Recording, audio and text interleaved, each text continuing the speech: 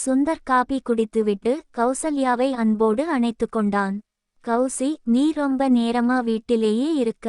போய் அந்த புது ஊதா நிற புடவையை கட்டிக்கிட்டு வா, நாம வெளியே போய் டின்னர் சாப்பிடலாம் என்று சொல்லிவிட்டு ஹாலில் அமர்ந்து நியூஸ் பேப்பர் பார்க்க தொடங்கினான். கௌசல்யா தன் அறைக்குள் சென்றாள். கதவை சாத்திவிட்டு தன் உடம்பை பார்த்தபோது அவளுக்கு கூச்சமாகவும் பயமாகவும் இருந்தது. ஆதி அவளை அசிங்கப்படுத்திய அந்த ஹால் தரை, அந்த ரசகுல்லா ஜீராவின் பிசுபிசுப்பு எல்லாம் அவளது மனக்கண்ணில் வந்து போனது.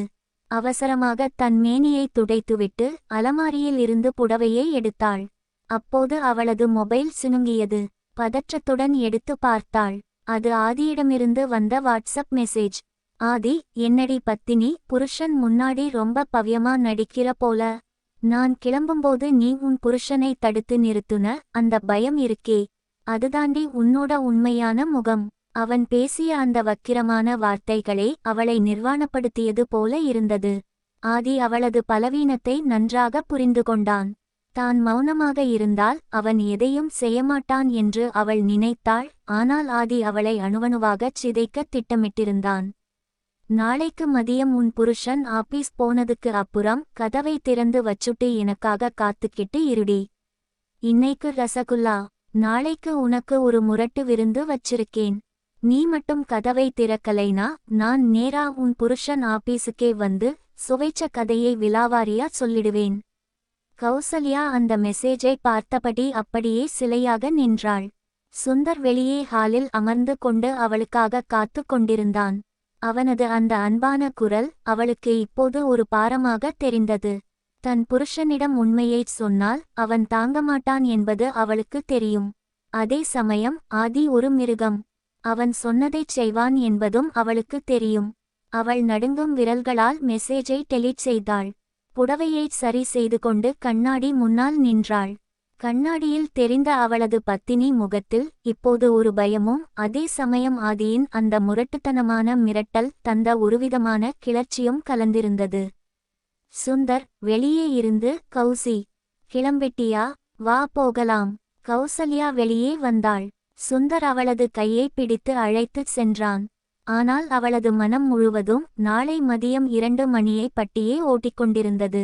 45 வயது ஆதியின் அந்த முரட்டுத்தனமான குணம் அவளது நாசித் துவாரங்களில் இன்னும் நீங்காமல் இருப்பது போல அவளுக்கு தோன்றியது.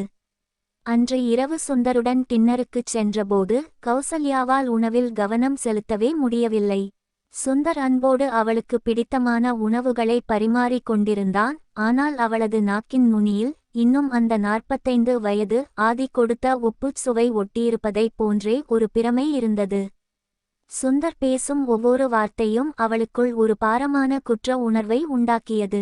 அவன் அவளது கைகளை பற்றும்போது சிறிது நேரத்திற்கு முன்னால் இதே கைகளால் ஆதியின் ஞாபகத்திற்கு வந்து அவளைச் சுட்டது. இரவு படுக்கையில் சுந்தர் அவளை அணைத்து கொண்டான். அது கௌசல்யாவுக்கு பழக்கப்பட்ட ஒன்றுதான். ஆனால் அவளது உடல் ஆதியின் அந்த முரட்டுத்தனமான அத்துமீறலை ரகசியமாக தேடியது. கடவுளே, நான் எவ்வளவு பெரிய பாவி! என் புருஷன் என் பக்கத்துல இருக்கும்போது அந்த மிருகம் என்னை படுத்தின பாட்டை நினைச்சு என் உடல் ஏன் இப்படி நடுங்குது? அந்த அசிங்கமான வாசம், அந்த முரட்டுத்தனமான பேச்சு எனக்கு ஏன் பிடிக்க ஆரம்பிச்சிருக்கு? சுந்தர் உறங்கிய பிறகும் கௌசல்யாவுக்கு தூக்கம் வரவில்லை. அந்த பத்தினி மேனி போர்வையின் அடியில் கிளர்ச்சியில் துடித்தது. ஆதி அவளை தாக்கிய அந்த தழும்புகள் இன்னும் அவளது உடலில் சூடாக தெரிந்தன.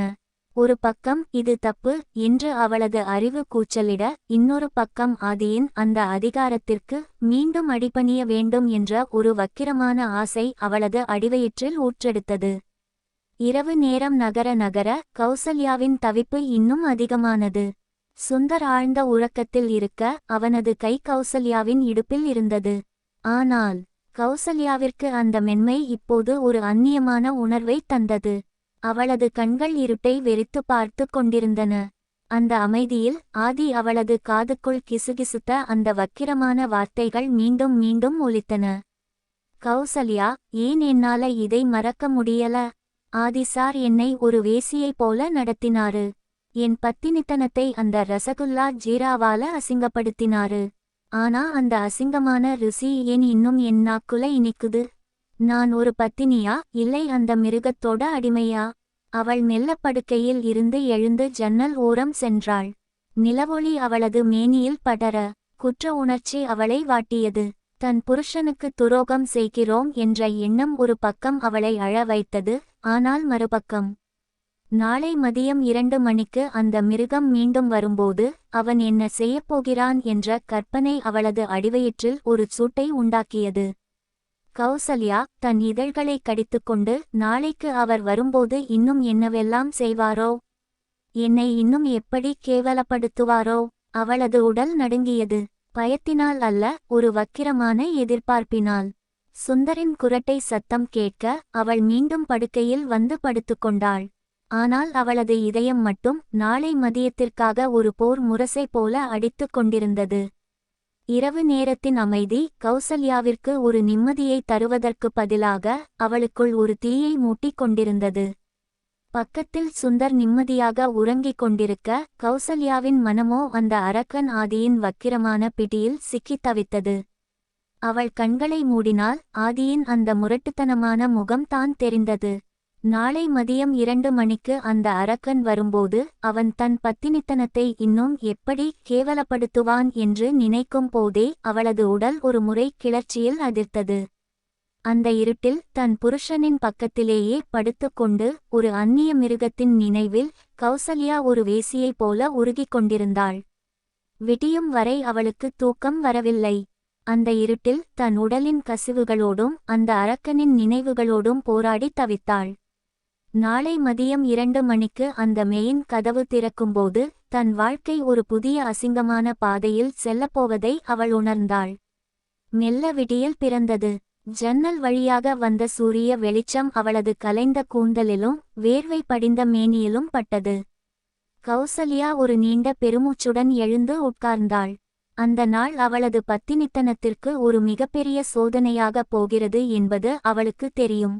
இரவு முழுவதும் அந்த அரக்கன் ஆதியின் நினைவுகளும் அவளது பத்தினி மேனியில் அவன் நிகழ்த்திய அந்த வக்கிரமான சித்திரவதைகளும் அவளை ஒரு நிமிடம் கூட தூங்க விடவில்லை.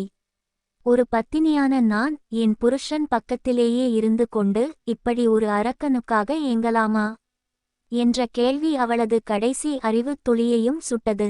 நாளை மதியம் 2 மணிக்கு அந்த மெயின் கதவு திறக்கப் போகும் அந்த தருணத்தை நினைத்தபடியே அவளது மூச்சுக்காற்று சீரற்ற முறையில் வெளிவந்தது. தன் அடிவயிற்றில் இன்னும் தணிந்து போகாத அந்த வக்கிரமான சூட்டோடு கௌசல்யா அப்படியே களைப்பில் ஆழ்ந்த உறக்கத்திற்குச் சென்றாள். அன்றைய இரவு ஒரு வக்கிரமான அமைதியுடன் முடிவுக்கு வந்தது. ஒவ்வொரு முறை கண் மூடும்போதும் ஆதியின் அந்த 45 வயது முரட்டு உருவமும் அவன் கையில் இருந்த அந்த பெல்ட்டும் அவளது கனவில் வந்து சித்திரவதை செய்தன.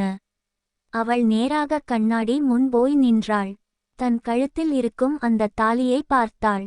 சுந்தர் அவளுக்கு தந்த அந்த புனிதமான அடையாளம். ஆனால் அவளது கண்கள் தேடியது வேறொன்றை. அவள் குளிக்கவில்லை. சோப்பு போடாதே, உன் உடம்புல அந்த உப்பு வாசமும் வியர்வை வாசமும் அப்படியே இருக்கணும் என்று ஆதி போட்ட கட்டளை அவளது காதுகளில் ஒலித்துக் கொண்டே இருந்தது.